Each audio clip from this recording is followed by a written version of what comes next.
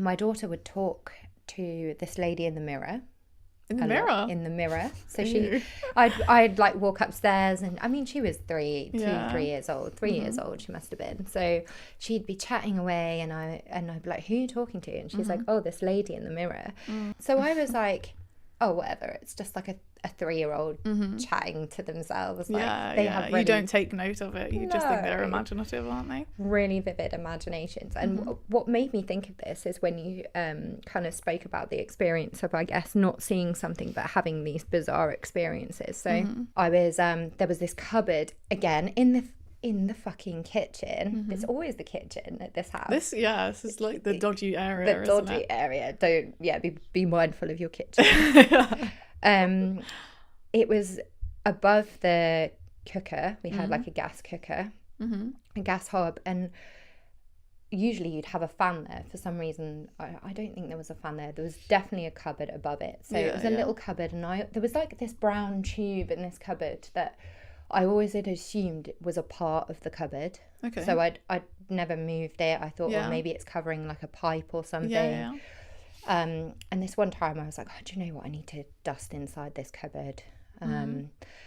Dusted inside this cupboard, or was cleaning inside it, and then realised like the brown tube moved, and I was like, oh, this isn't covering a pipe at all. Took it out. Yeah. Opened it up. It was like a long cylinder.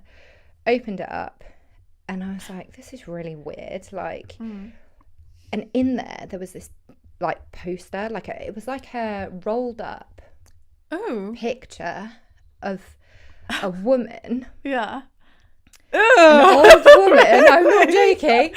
Honestly, I've got goosebumps now. My daughter stood next to me, right? So I'm like, open this thing up, and I'm like, whoa, like, she was just, I mean, this like nice old lady just sat there, and I'm like, who on earth is this? And my daughter's like, that's a lady in the mirror. Honestly, I was like, what? Again, I was like, that's it. Ew, I feel sweaty. Honestly, I I feel hate like that. goosebumps right now speaking about this. Like, I actually do. And Oh my gosh, I just hate lost that. my shit. I was like, do you know what? Get the fuck out of my house. You're really pissing me off now. Like, probably just literally, I went on a little angry rant. My kid's probably there thinking, what is going on? Yeah. And then nothing after that. Nothing at all. Okay, so you obviously expelled that. Yeah, Like, I think the old lady obviously wasn't a dangerous old lady. Yeah, she's probably just having just a little fucking bit of with fun. you. Yeah.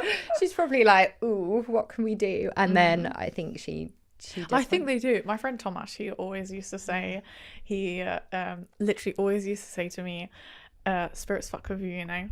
And I was like, I know. I know. He's like, they, you know, move things about, whatever. I had one experience after he passed away. And it did make me, I thought of him instantly, because I don't know how this could have happened. So this was literally about a month, or I would say a month after he passed away. So it was very fresh still. Yeah. And I woke up, and my bed is on one wall, and then the wall opposite my TV is on there. And it's a fucking massive TV. It's a bit obnoxious, to be honest. And it's on one of those like mounts where you can pull it out and sort of swing it one way or the other, right? That's hard to do. Yes. Mind. I also have a lock on my bedroom door. Yeah. So none of my windows are open. My bedroom door is locked. I am the only person in this room. And I don't have a history of sleepwalking. No. So anyway, I've woken up, and obviously first thing in front of me is my TV. My TV is all the way off the wall on one side. And I looked at it and I was like, what the hell? Like, I'm sure I've got a video on my phone of me where I instantly was like, and recorded my raw reaction where I was like, what the hell? And I just instantly, I thought, Thomas, Yeah. you fucker. I didn't have a bad feeling. No, I thought it was all. hilarious. I was like, please, like, do that more. I love that sort of stuff, especially 'cause I just thought about him instantly, and I thought back to that conversation that we had when he used to say to me, spirits fuck with you. And when I said that, I was like, he said to me, he was like, if I die, he said, I'd fuck with you. And I didn't know that later on that was going to become reality. But we used to talk, he was very spiritual. We used to have a lot of these conversations. And yeah, he said to me, he was like, if I die, I'll fuck with you. And I said, please do. Yeah. I said, I would find that hilarious. And you knew straight away that it was him.